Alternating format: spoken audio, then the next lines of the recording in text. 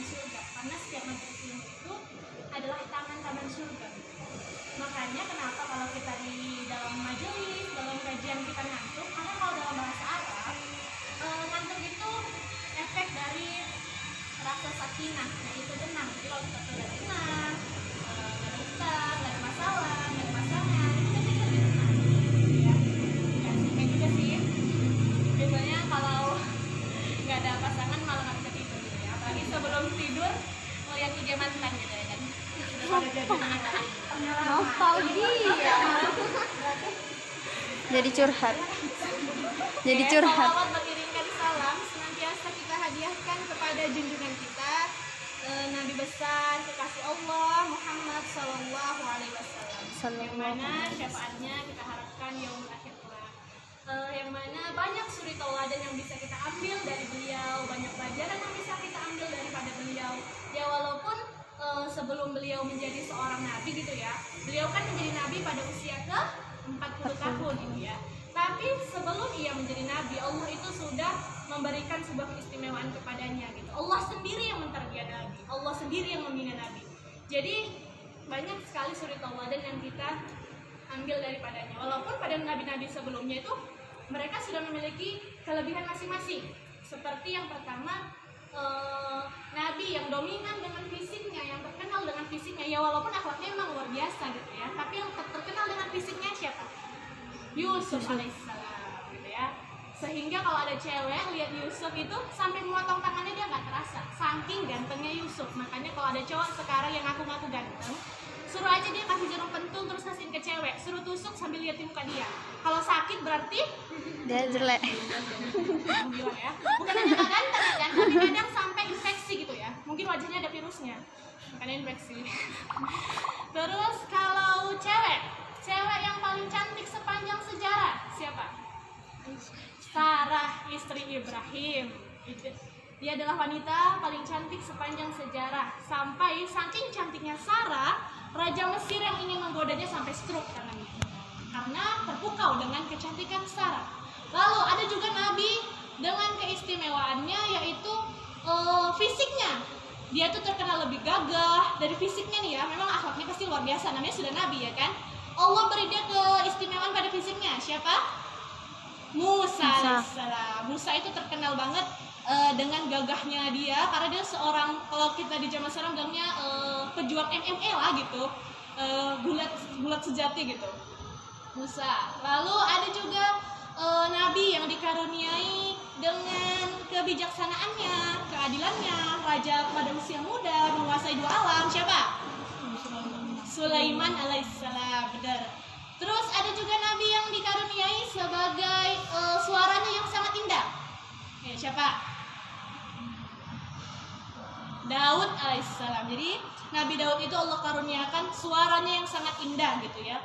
Sehingga dulu pada masa Rasulullah SAW ada sahabat namanya Abu Musa al-Asy'ari. Dia tuh bergelar Abu Musa, bukan berarti dia udah tua ya. Jadi Abu Musa itu, Abu itu sebutan untuk panggilan beken lah gitu pada masanya. Jadi Abu Musa al-Asy'ari ini suatu hari dia sedang membacakan Al-Quran, bertilawah di sebuah masjid. Lalu Rasulullah lewat dari depan masjid dan mendengar suara yang indah sekali. Lalu Rasulullah menjumpai Abu Musa al-Asy'ari. Lalu apa kata Abu Musa? Ya Rasulullah, saya udahan ya bacanya. Terus apa kata Rasulullah? Enggak, lanjutkan gitu. Bagaimana mungkin saya membacakan Al-Quran yang di depannya, yang kepadanya Al-Quran itu diturunkan? Kan pasti salah tingkah banget gitu ya. Tapi apa kata Rasulullah? Tidak, Abu Musa, lanjutkan. Saya senang mendengar dari orang lain. Beliau mengatakan demikian. Makanya Rasulullah itu memang good looking banget. Beliau itu, waalaikumsalam, silakan duduk. Beliau itu pasti apalah gitu, tawaduk banget orangnya. Jadi setelah selesai Abu Musa membacakan tilawah Al-Qur'annya, lalu apa kata Rasulullah SAW? Ya Abu Musa, sesungguhnya telah Allah turunkan kepadamu seruling-seruling dari seruling keluarga Nabi Daud. Beliau adalah Nabi yang dikaruniai Allah kepada suaranya yang indah. Makanya dalam Al-Quran, kalau kita kaji dalam Al-Quran itu ada ayat yang mengatakan bahwa zikir Nabi Daud itu seperti ini. Sesungguhnya Nabi Daud sedang berzikir bersama semesta. Artinya apa semesta? Berarti ikan,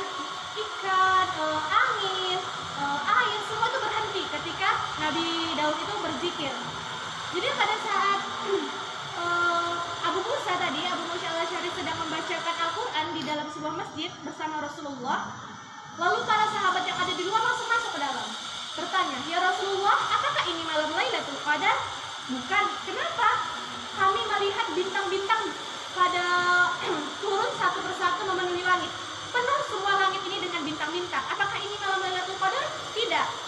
Dan itu bukanlah cahaya bintang, tapi itu adalah cahaya malaikat yang turun ke muka bumi ini untuk mendengar suara Abu Musa al-Asy'ari." Dan itu berarti kan bisa kita pikirkan ya, bahwasanya suara Abu Musa itu salah satu seruling-seruling dari keluarga Nabi Daud.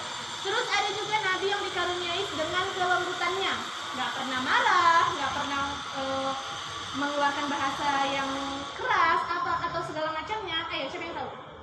Nabi yang dikaruniai dengan kelembutan hatinya, Yahya alaihissalam. Beliau dikaruniai dengan kelembutannya. Lalu ada juga Nabi yang dikaruniai dengan kesabarannya. Bertahun-tahun dia berdakwah, bertahun-tahun dia membela Islam, pengikutnya tidak sampai 100. Selama 950 tahun beliau berdakwah dan pengikutnya itu tidak sampai 100. Siapa? Nuh alaihissalam. Kurang sabar apa lagi coba Nabi Nuh ya. 950 tahun berdakwah, yang pengikutnya nggak sampai 100. Tapi semua kelebihan para anbiya itu, semua kelebihan para rasul itu dimiliki oleh satu sosok Khatamul Anbiya, penutup para nabi, Rasulullah SAW.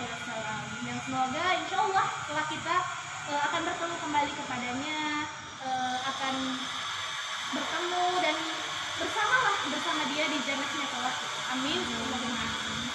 Lalu salihah semua, seperti yang sudah kita tahu juga, judul pada kesempatan kita kali ini, tema kita kali ini berjudul "Sudah Benarkah Hijrah Kita?" Karena pada masa saat ini kita tahu juga ya bahwa hijrah itu kan sedang ngetren ya, karena hijrah itu di mana-mana. Aku hijrah. Tapi apa benar nggak sih hijrah kita itu? Jadi teman-teman, hijrah itu nggak hanya sekedar melabeli diri. Hijrah itu nggak sekedar aku sudah hijrah loh. Dan bukan berarti kalau kita sudah hijrah itu kita lalu terbebas dari godaan setan. Enggak, bukan begitu teman-teman. Tapi hijrah itu ya seperti itu tadi kan, kita ada tanjakan, ada turunan, ada cacian gitu. Karena amal yang kita lakukan gitu ya, amal itu yang dinilai Allah itu bukan yang zahir dulu, tapi isi hati dulu ya Allah nilai gitu kan. Perbaiki amal, luruskan niat tajrid dunia gitu kan. Mungkin kita di awal kita bisa ikhlas ya kan. Mungkin kita di pertengahan bisa ikhlas. Tapi bagaimana di akhir? Bagaimana dengan saat di tengah, saat kita melakukannya? Bagaimana saat di akhir, apresiasi atau celaan orang setelahnya? Bagaimana?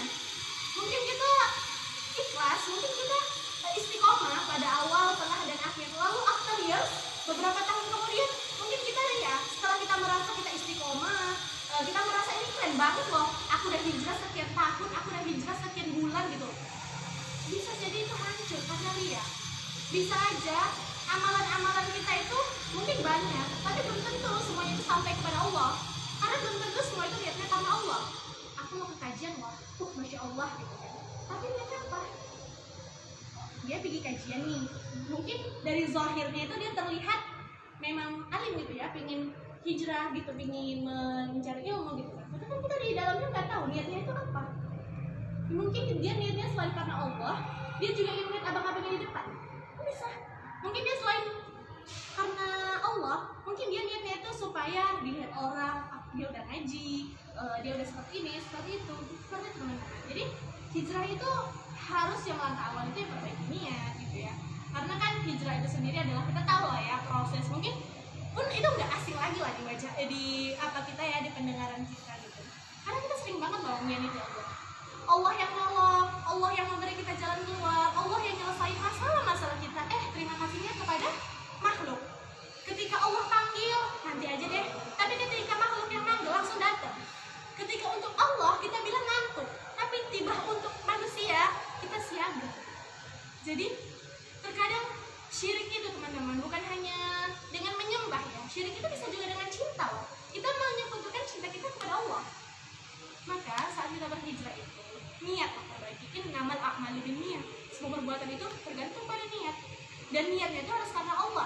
bukan karena makhluk, bukan karena jodoh, bukan karena calon mertua ataupun yang lainnya.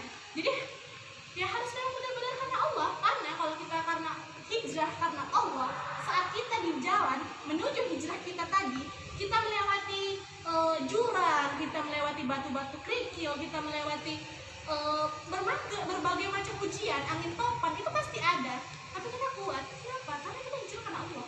Tapi saat kita, contoh ya teman-teman, kita hijrah karena makhluk supaya dapat jodoh yang solid. Aku hijrah supaya aku dapat jodoh yang solid. Tapi saat realita terjadi, realita itu nggak sesuai dengan ekspektasi kita ya. Malah kita dapat pendamping yang tidak solid contohnya. Seperti itu. Lalu apakah kita masih tetap berhijrah?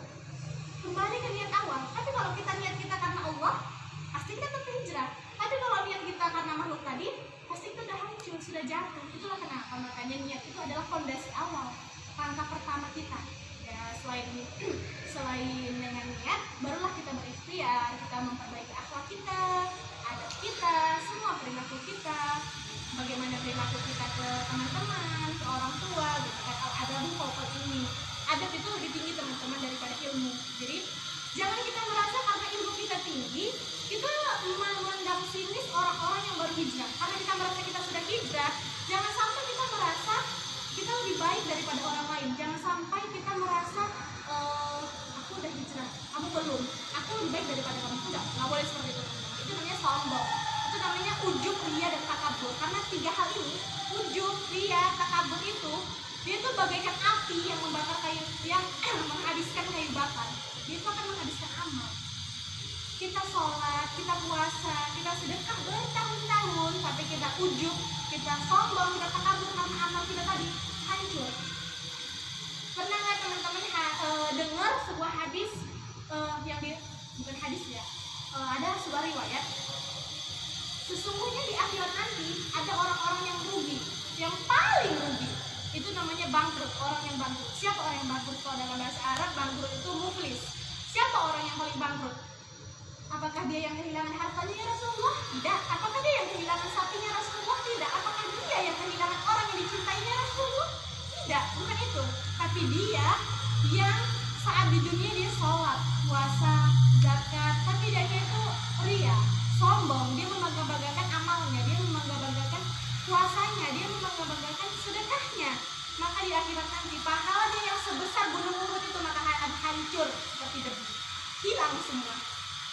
Siapa yang lebih bangkrut daripada itu? Siapa orang yang paling rugi daripada kehilangan amalnya sendiri?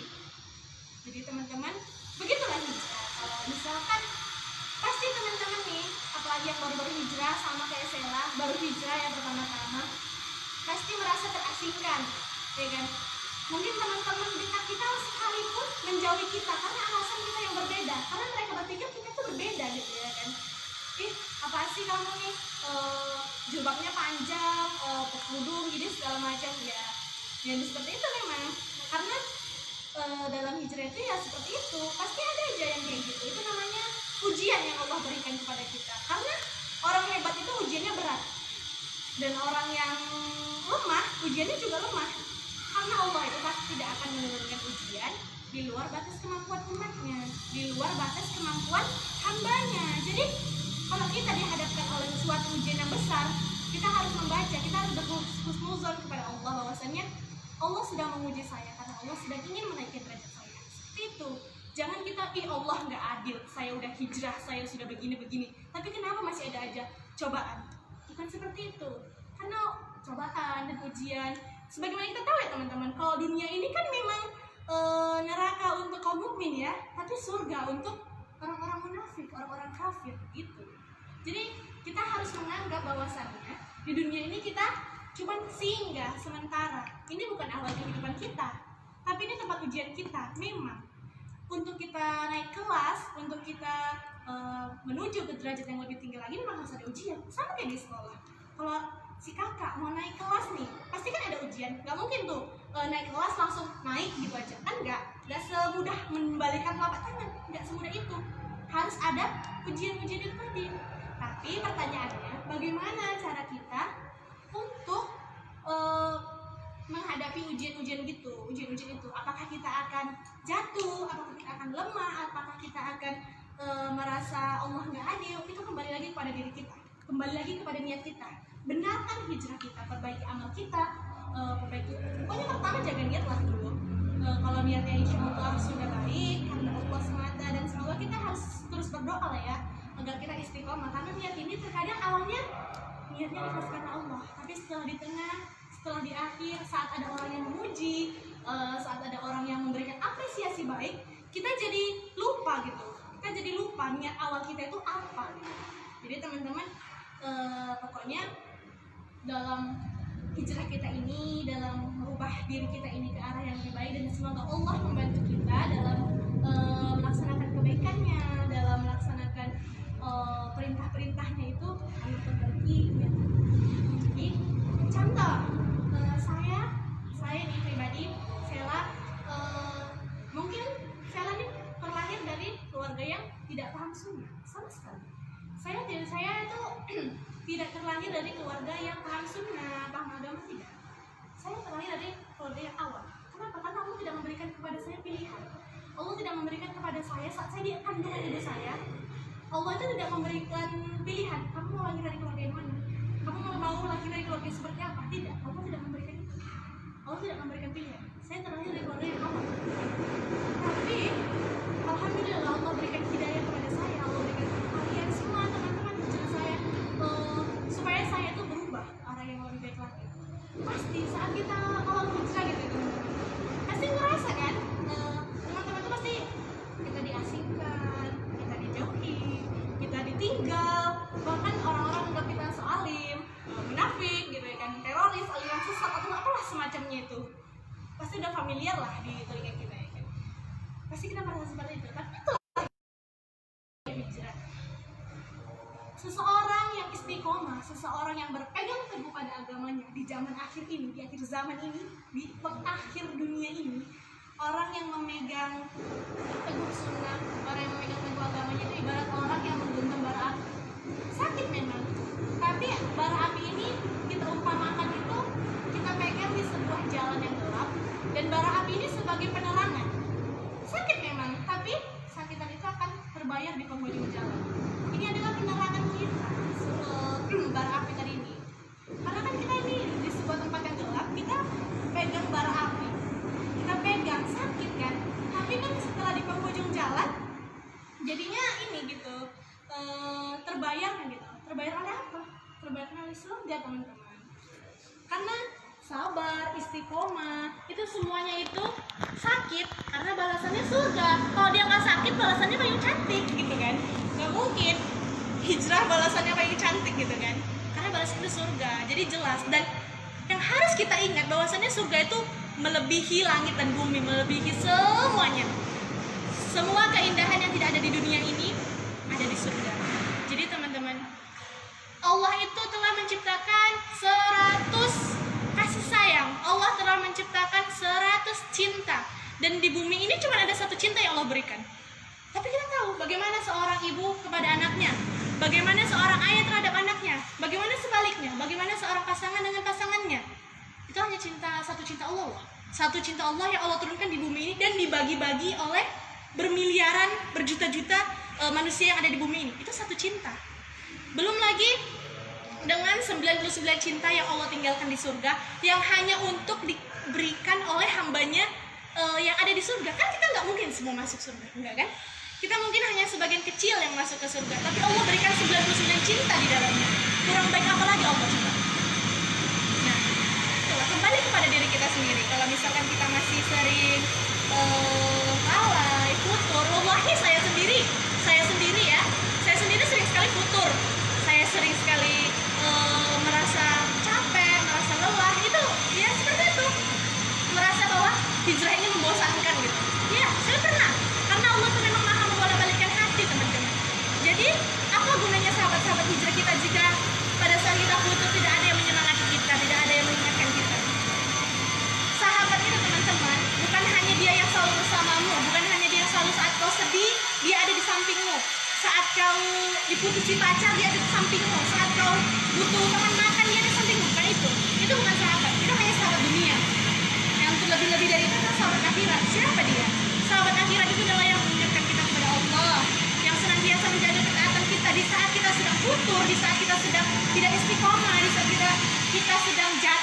berbuat kemaksiatan, dia datang menolong kita. Kurang baik apa lagi Allah coba? Allah telah memberikan semua nikmat-nikmatnya loh kepada kita. Allah tuh telah mempermudah kita. Allah is the best planner pokoknya. Allah itu telah mengatur semuanya itu dengan baik. Nah, bagi kita wanita ya teman-teman, sepertinya kalau cewek nih hijrah dengan cowok yang hijrah, kan mungkin bisa kita lihat lah perbedaannya ya. Kalau cewek contohnya kita nih berkhimar, berkerudung, bergamis, kan nampak gitu ya zahirnya, kan beda sama kalau cowok kan nggak mesti gitu lah, nggak semua seperti itu. Tapi kan saat kita terlihat baik di mata manusia, saat kita terlihat baik juga di mata Allah, itu jauh lebih baik. Jadi saat kita berhijab seperti ini, contoh pertama merubah penampilan, kita juga harus tahu apa yang kita kenakan, untuk apa kita memakainya. Aku pakai cadar, aku pakai baju gamis, aku pakai kerudung yang panjang, untuk apa? Untuk menjaga izzah dan ifah atau agar terlihat oleh orang lain? Karena ada statement yang menampar memang, tertutup tapi ingin dilihat. Ya seperti tadi, saya kira teman-teman mengerti apa maksud saya, tertutup tapi ingin terlihat. Dia tertutup memang, semua tertutup sampai jari kakinya, semua tertutup sampai matanya tertutup, semua tertutup. Tapi dalam hati dia terbesit, aku ingin dilihat orang, supaya orang menganggapku baik, supaya orang menganggapku salih, seperti ini, seperti itu. Gak boleh. Kembali lagi ke awal, innamal a'malu binniyat. Karena kita nggak tahu loh umur kita sampai kapan gitu. Kita nggak tahu kapan Allah akan manggil kita. Kullu nafsin za'iqatul maut. Setiap yang bernyawa itu pasti akan mati. La yastaqimuna sa'atan wa la yastaqimun. Kita nggak bisa majuin atau mundurin sesaat pun gitu ya. Saya ngomong gini bukan karena saya merasa sok baik ya, bukan merasa menggurui. Karena saya juga tahu godaannya kayak gimana gitu kan. Saya juga ngerasain gitu. Terus mau kita anak-anak, remaja, tua, sehat, sakit, miskin, kaya, ingat maut itu nggak tebang pilih gitu ya. Jadi la yastakhiruna sa'atun la yastaqimun gitu ya. Aina mata kunung yudrikukumul maut wa lakum fi burujim musyayyada. Dan tidak ada satupun